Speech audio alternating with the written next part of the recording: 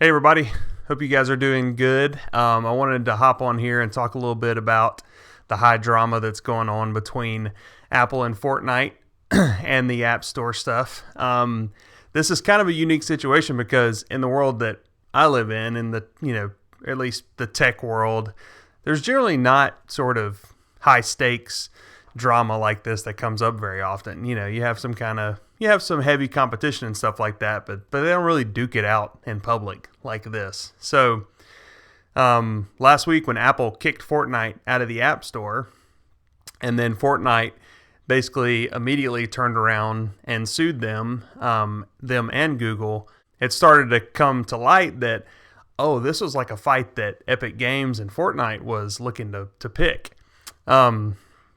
So I won't get into all the logistics of the back and forth that's going on, but basically what happened was Fortnite added the ability sort of covertly without passing it through app review. They added the ability for users to enter their credit card directly in their app to buy in-app currency, which directly violates Apple's rules in the App Store. And it also allowed Fortnite to circumvent the 30% cut that Apple takes on all in-app purchase payments. So the interesting way that Epic went about it is that they offered that 30% discount directly to the consumers. So I think they're sort of playing to the courts a little bit there of saying, Apple's charging a premium to their users to get their 30% cut. We as Epic, we would charge them less, but we have to charge them this much because Apple's forcing us to.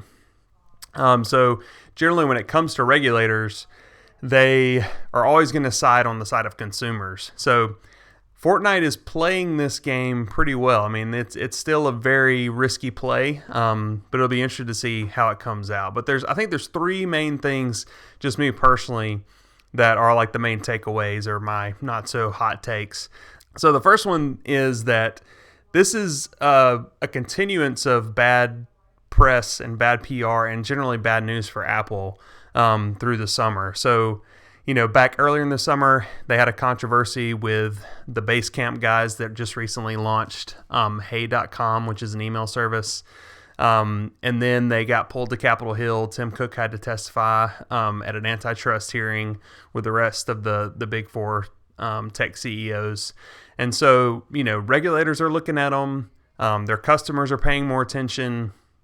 And the press is really giving them a lot of heat right now. So I think like on all three of those fronts, this is bad news for Apple, and Epic Games knows that. I mean, they sort of picked this as an opportune time to pick this fight. So that's sort of my first take is, hey, this is bad news for Apple in general. Secondly, people have asked me like, well, what's the goal here? Like, what's the resolution?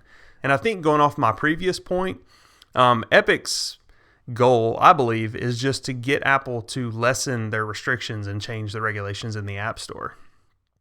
What Epic Games is trying to do is to get Apple to change their way of doing business, to be more lax in the rules that they apply to developers or cut back on the 30% cut that they take. In my opinion, personally, like, I don't care if Apple keeps the 30% cut, and I'll kind of get into this in my next point. Like, I think it's fine that Apple keeps the 30% cut, but allow B2B companies or other companies that do subscription services to offer a subscription outside of the App Store and not force them to use those in-app purchases, because the end user experience for the customers, for Apple's customers, which they greatly value, generally ends up being bad. And this kind of gets into the treatment that they give Netflix versus other customers or other developers that are out there, where we're not really playing on a level playing field here. And my third point is that my true hope is that, kind of going off what I was saying earlier, my true hope is that this forces Apple to be better, like to build better frameworks, to improve their payment systems. Like I said before, like, I don't mind paying that 30%. And I would happily pay it as a developer and as a business owner if the tool set that Apple offered was good. At the end of the day, right now, the system is not very good. You get very little insights and very little control over your customer. And something as simple as, if you're a startup and you're starting a SaaS business and you're going out and you're pursuing customers, and a customer calls you and says, hey, I accidentally signed up for this plan, I meant to get this plan, or hey, I don't like this, can I get a refund? You don't have any control over any of that. Apple holds all the keys to that. And the fact of the matter is that Apple is just allowing you to sell to its customers. Like, it's not actually your customer. It's Apple's customer. They own the payments, and they just cut you a 70% check at the end of each month. So my hope is that this forces Apple to look internal and say, okay, there's a reason why people are pushing back on this, and maybe we can improve our tools and make our offerings better so the developers are happier. So whether that's improving the frameworks or changing the policies, whatever that is, that's one of my main hopes of what comes out of this. And I think at the end of the day, we've seen with Apple throughout history that Apple is at its best when it's competing, whether it's against Microsoft back in the day or Samsung more recently with the iPhones. I mean, the iPhones got considerably better and more competitive as Samsung started to kind of take some of their business. If some of these regulations change, they're forced to compete. They're forced to do better. They're forced to really fight for the developers that want to build and want to bring value to their platform. So I think we're a long way away from any sort of resolution on this. I mean, as we all know, legal battles can go on for years. So keep an eye out in the news. I'll add a few links to some posts below this video that I think are really good insights about this.